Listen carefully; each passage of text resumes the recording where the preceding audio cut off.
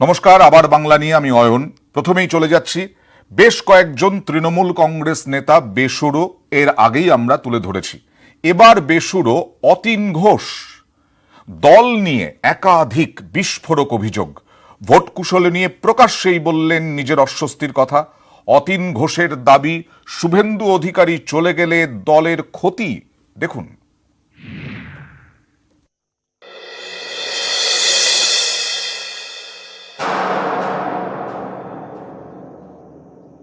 আমি তো আজকে এত বছর রাজনৈতিক জীবনে কখনো দলের বিরুদ্ধে মুখ খুলিনি। অনেক বঞ্চনার শিকার হতে হয়েছে, রাজনৈতিকভাবে কোণঠাসা করা হয়েছে, পিছিয়ে দেওয়া হয়েছে, সব কিছু হয়েছে। আমাদের মতো কর্মীরা তারা আশা করে দলের শৃঙ্খলা যারা প্রকাশ্যে ভঙ্গ করবেন তাদের মধ্যে শাস্তিমূলক ব্যবস্থা নিতে হবে। স্টেপগুলো না নেওয়ার ফলে এইগুলো প্রকাশ্যে আসছে, বেড়ে যাচ্ছে। দলের দরজা খুলে হাট করে দেওয়া হয়েছে, ফলে বিভিন্ন দল থেকে বিভিন্ন সময়ে যারা দলকে চূড়ান্তভাবে আক্রমণ করেছেন, নেত্রীকে চূড়ান্তভাবে আক্রমণ করেছেন, তারাও এই দলে এখন এসে নেতৃত্ব দিচ্ছেন। তো আমরা যারা পুরনো আছি, এটা আমাদের যন্ত্রণা দেয়। যারা এই দলটাকে শুরু করেছিলেন, আজকে তারা দলের বর্তমান কাজকর্মে অনেকেই হতাশ, অনেকেই মধ্যে হতাশা হচ্ছে। মমতা ব্যানার্জি রাজ্যের মুখ্যমন্ত্রী, তিনি তার কিছু বিশ্বস্ত মানুষের উপর নির্ভর করেন। এই বিশ্বস্ত মানুষরা যদি তার দায়িত্ব যোগ্যতার সাথে পালন করে, তাহলে দলের এই পালন করতো, তাহলে দলের এই অবস্থা হতো না। কোনোদিন প্রফেশনাল ম্যানেজমেন্ট টিমের আন্ডারে আমাদের রাজনীতি করার অভিজ্ঞতা নেই। আমাদের রাজনৈতিক শিক্ষক, রাজনৈতিক পথপ্রদর্শক ছিলেন আমাদের ওপরের যারা নেতা। দলের জনভিত্তি আছে এরকম নেতার সংখ্যা খুবই কম। যাদের জনভিত্তি আছে তার মধ্যে শুভেন্দু অধিকারী অন্যতম। তো ন্যাচারালি একটা দলে জনভিত্তি আছে এরকম একজন রাজনৈতিক নেতা যদি দল থেকে চলে যায়, তাহলে দলের তো ক্ষতি হবে, ক্ষতি হওয়ার সম্ভাবনা আছে। মিহিরের মতো ছেলে, স্বচ্ছ ছেলে, ভালো ছেলে কেন দল ছেড়ে গেল এবং দল কেন তাকে রাখতে পারলো না, এটাও আমার কাছে খুব বিস্ময়ের বিষয়। থেকে বেশি জল্পনা যাকে ঘিরে, শুভেন্দু অধিকারী তিনি কি বিজেপিতেই? মুকুল রায়ের কথায় জোরালো জল্পনা, দু একদিনের মধ্যেই জল্পনার অবসান, বলছেন Mukul Roy. Already he has resigned from his old party, so now it is a time will speak in what more, how many days he is wanting. He is already resigned, and I think within a day or two entire dilemma will be over. Do you think that Subhendu Adhikari will join BJP? I expect so. রাজ্যপালের সঙ্গে দেখা করলেন কলকাতার প্রাক্তন mayor Sovan Chattopadhyay ও BJP নেতা বৈশাখী বন্দ্যোপাধ্যায়। নাম না করে ফিরহাদ হাকিমকে নিশানা বৈশাখীর। কলেজ সংক্রান্ত বিষয়ে তাকে হেনস্থা করা হচ্ছে বলে জগদীপ ধনখড়ের কাছে নালিশ জানিয়েছেন বৈশাখী। পাল্টা তোপ ফিরহাদেরও।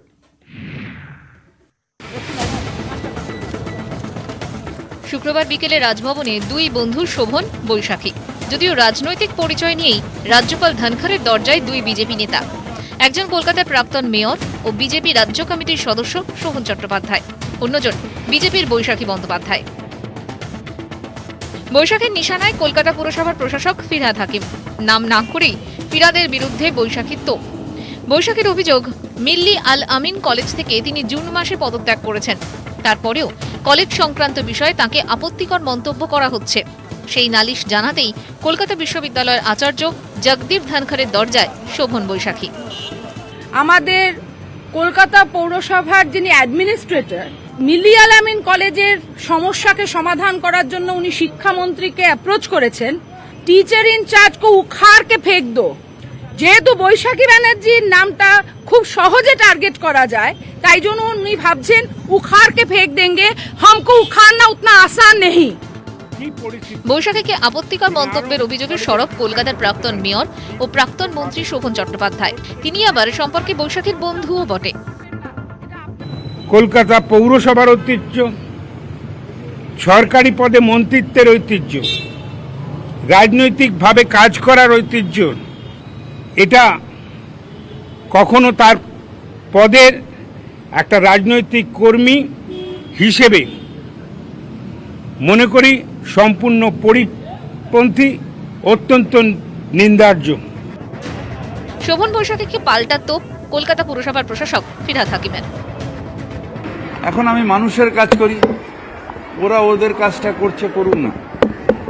ওদের ব্যাপারে আমার তো ইন্টারফেয়ার করার দরকার নেই। আমি আমার কাজটা করছি, মানুষের কিভাবে ভালো হয় সেটাই আমার কাছে ভালো কাজ। এখন বৈশাখী শোভন নিয়ে কাজ বলার মতন বা তাদের নিয়ে খোঁজ রাখার মতন মানসিকতা আমার নেই। সাম্প্রতিক রাজনৈতিক পরিস্থিতি নিয়ে বারবার সরব রাজ্যপাল। এই পরিস্থিতিতে তার সঙ্গে শোভন বৈশাখীর সাক্ষাতের কি কোনো রাজনৈতিক তাৎপর্য রয়েছে? সেই প্রসঙ্গ অবশ্য এড়িয়ে গিয়েছেন বৈশাখী। ক্যামেরায় চিরঞ্জিত রায়ের সঙ্গে শিবাশিস মৌলিকের রিপোর্ট, নিউজ 18 বাংলা। ভোটে গরম বাংলা, বাঙালিদের আর উদ্বাস্তু হতে দেবেন না, হুঁশিয়ারি দিলীপ ঘোষের। উদ্বাস্তুদের সমস্যা উনি কি বোঝেন, পাল্টা সৌগত। বাংলায় বিজেপি সভাপতির হাতিয়ার উদ্বাস্তু আবেগ। বঙ্গ রাজনীতিতে ফের সংশোধিত নাগরিকত্ব আইন উস্কে দিলীপ ঘোষের বক্তব্য, যারা বাঙালিকে ভিটেমাটি ছাড়া করতে চান তারাই সিএ এর বিরোধিতা করছেন। তো আবার আপনাদেরকে চক্রান্ত করে উদ্বাস্তু বানাবার, রিফিউজি বানাবার চক্রান্ত চলছে। তাই যখন নতুন নাগরিকত্ব সংশোধনী আইন শুরু হলো, সেটা দিদিমণি সবচেয়ে বেশি বিরোধিতা করেছেন। পশ্চিমবঙ্গ কোনোভাবেই বাংলাদেশ হবে না, পাল্টা কটাক্ষ তৃণমূলের। দিলীপ ঘোষ বাঙালি উদ্বাস্তুদের সম্বন্ধে ভাবেন, এটা ভালো। উনি তো পূর্ববঙ্গ থেকে আসা লোক নয়, ওর তো মেদিনীপুরে বাড়ি। বাংলাদেশের উদ্বাস্তুদের সমস্যা, ক্যাম্প কলোনিতে থাকা উদ্বাস্তুদের সমস্যা উনি কি জানবেন? শুক্রবার জোকায় চা চক্রে বাংলাদেশি উদ্বাস্তুদের নাগরিকত্ব দেওয়া নিয়ে ফের সরব হলেন দিলীপ ঘোষ। বাঙালি উদ্বাস্তুরা পশ্চিমবঙ্গের কোনো সম্মান অধিকার পাননি তো দিলীপের। জয় বাংলা বলে বাংলাদেশ বানাবার চক্রান্ত চলছে এখানে। দিদিমণি জয় শ্রীরাম শুনলে শরীর খারাপ হয়ে যাচ্ছে।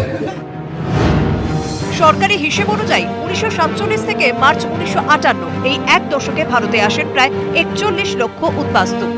শরণার্থীদের একটি বড় অংশ বসবাস করেন পশ্চিমবঙ্গ ও অসমে। উদ্বাস্তুদের মধ্যে তপশিলি, বাগদি, বাউরি, দুলে ও মতুয়ারা রয়েছেন। রাজ্যে প্রায় 50টি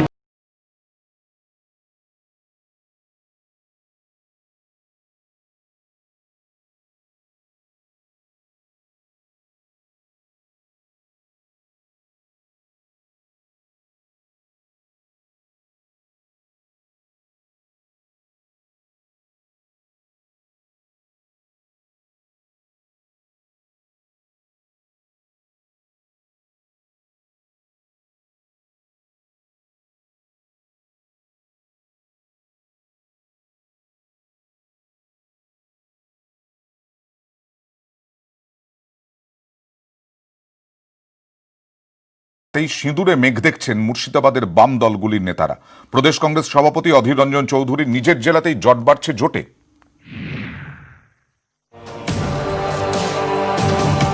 হাজারদুয়ারি জেলা মুর্শিদাবাদ। মুর্শিদাবাদ প্রদেশ কংগ্রেস সভাপতি অধীর রঞ্জন চৌধুরীর জেলা। একসময় তৃণমূলের জেলা পর্যবেক্ষক ছিলেন শুভেন্দু অধিকারী। শাসক শিবিরে তাই ওয়েট অ্যান্ড ওয়াচ কৌশল। জেলায় 22টি বিধানসভা কেন্দ্র। গত বিধানসভা ভোটে 14 আসন জেতে কংগ্রেস, 4টি করে আসন পায় তৃণমূল আর বামেরা। 2019-এর লোকসভা ভোটে কংগ্রেসের ঘাঁটি বলে পরিচিত জেলা 3টির মধ্যে 2টি কেন্দ্রেই জিতে যায় তৃণমূল। তখন তৃণমূলের জেলা পর্যবেক্ষক ছিলেন শুভেন্দু অধিকারী। শুধু বহরমপুরে জেতেন কংগ্রেসের অধীর রঞ্জন চৌধুরী। 2016-র বিধানসভা ভোটে বাম কংগ্রেসের জোট হয়।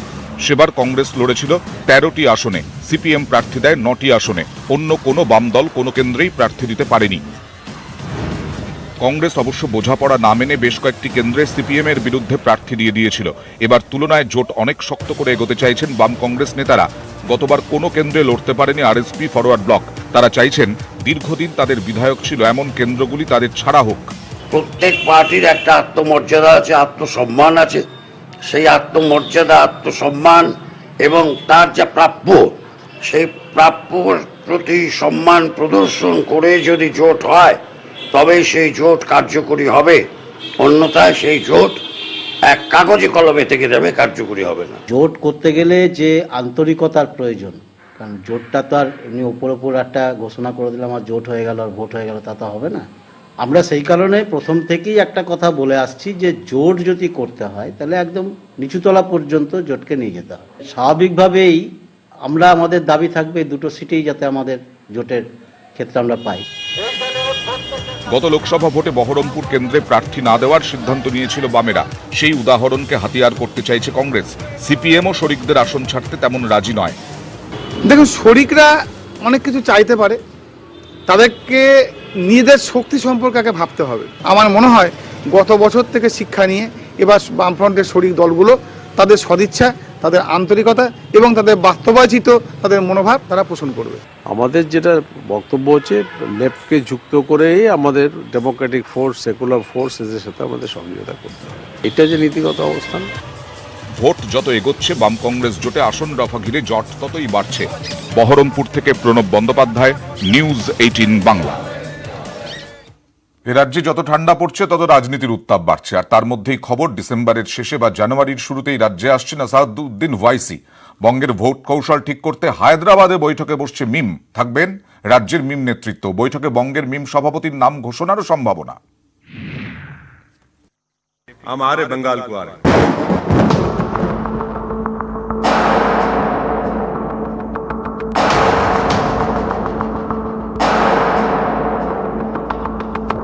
बराबर आएंगे बंगाल को, मुर्शिदाबाद भी जाएंगे, मालदा भी जाएंगे, दिनाजपुर जाएंगे, सब जगह जाएंगे। হায়দ্রাবাদের মিম আসছে বাংলায়, ঘোষণা করেন সংগঠনের প্রধান আসাদুদ্দিন ওয়াইসি। যেভাবে বিহারে ভোট কেটে জোটের মুখ পুড়িয়েছে মিম, তাতে এই ঘোষণায় চিন্তার ভাঁজ রাজ্যের বিজেপি বিরোধী দলগুলির। এবার বঙ্গ অভিযানে আরও এক ধাপ এগোলো মিম। রাজ্যে বিধানসভা ভোটের প্রস্তুতি শুরু করছে ওয়াইসির দল। সূত্রের খবর, 10 থেকে 11 ডিসেম্বর হায়দ্রাবাদে বৈঠকে বসবে মিমের কেন্দ্রীয় কমিটি। বৈঠকে থাকতে পারে রাজ্যের মিম নেতৃত্ব। বৈঠকে বঙ্গের মিম সভাপতির নাম ঘোষণার সম্ভাবনা। আসাদুদ্দিন ওয়াইসির বঙ্গ সফরের দিনক্ষণও চূড়ান্ত হবে। সূত্রের খবর, ডিসেম্বরের শেষে বা জানুয়ারির শুরুতে ওয়াইসি রাজ্যে জনসভা করতে পারেন। হায়দ্রাবাদেই আমাদের কমিটি পশ্চিমবঙ্গের কিছু লোককে নিয়ে এবং সেখানকার আমাদের অল ইন্ডিয়া মজলিস ইত্তেহাদুল মুসলিমিনের যারা দায়িত্বশীল আছেন তারা বসে সিদ্ধান্ত নেবেন পশ্চিমবঙ্গের ব্যাপারে। মিমের দাবি, মালতীপুর, হরিশ্চন্দ্রপুর, চাচল, রতুয়া, সুজাপুর, মোথাবাড়ির মতো এলাকায় শক্তি বাড়িয়েছে তাদের সংগঠন। মালদায় অন্তত 35 থেকে 40 হাজার মিম কর্মী সমর্থক সক্রিয় আছে। মুর্শিদাবাদেও সদস্য সংখ্যা 2 লক্ষ ছাড়িয়েছে বলে দাবি মিমের। পঞ্চায়েত লেভেলে বুথ কমিটি পর্যন্ত আমরা প্রস্তুত আছি। আনঅফিসিয়ালি কর্মী করে রেখেছি, সেটা 35-40 হাজারের মতো হবে মালদাতে। সূত্রের খবর, উত্তর দিনাজপুরে 9 আসনেই প্রার্থী দিতে চায় মিম। মালদায় সব আসনে প্রার্থী দিতে চায় মিম। এ রাজ্যের ভোটে কি সত্যি ছাপ ফেলতে পারে মিম? পরিসংখ্যান বলছে, রাজ্যে 130 বিধানসভা আসনে 30% বা তার বেশি সংখ্যালঘু ভোট। লোকসভা ভোটের হিসাবে এর মধ্যে 98 আসনে এগিয়ে ছিল তৃণমূল, 24 আসনে এগিয়ে ছিল বিজেপি, 8 আসনে এগিয়ে ছিল কংগ্রেস। বিহার ভোটের পর মুর্শিদাবাদের নওদা, নবগ্রাম, জঙ্গিপুরে বিজয় মিছিল করেছে মিম। এনআরসি সিএএ বিরোধী আন্দোলনের সময়ও মুর্শিদাবাদে মিমের অস্তিত্ব টের পাওয়া যায়। রাজ্যে শাসক দলের অঙ্ক, বাংলার মুসলিম ভোট ব্যাংকে থাবা বসাতেই মিমের আগমন। মিমের দাবি, তারা বিজেপি বিরোধী। তবে বিহার ভোটের উদাহরণ টেনে বিজেপি বিরোধী দলগুলির দাবি, ওয়াইসির সংগঠন আসলে গেরুয়া শিবিরেরই সুবিধা করে দেবে। সব মিলিয়ে বাংলার ভোটযুদ্ধে মিমের আগমনের শোরগোল। News 18 Bangla. More of your ideas and inputs on how we can mark 75 years of freedom. You could share your views MyGov, or you can share it directly with me on the Narendra Modi app.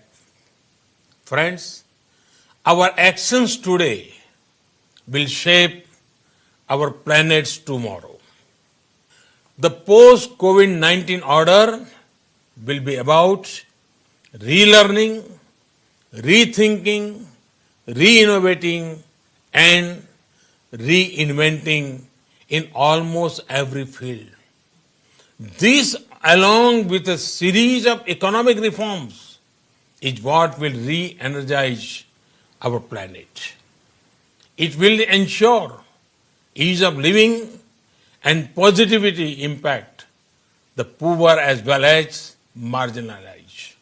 We also saw how several innovations that came out during the pandemic emerged from collaboration between the industry and academia. The world today needs viable solution to adjust to the new normal. And who would be better than you to drive this dialogue? Today, a large number of IIT alumni are in global leadership positions. Your strong networks are spread across industry, academia, arts, governments. You are there in practically every sphere of human activity and excellence. I myself interact with one or more of your tribe every week, if not every day.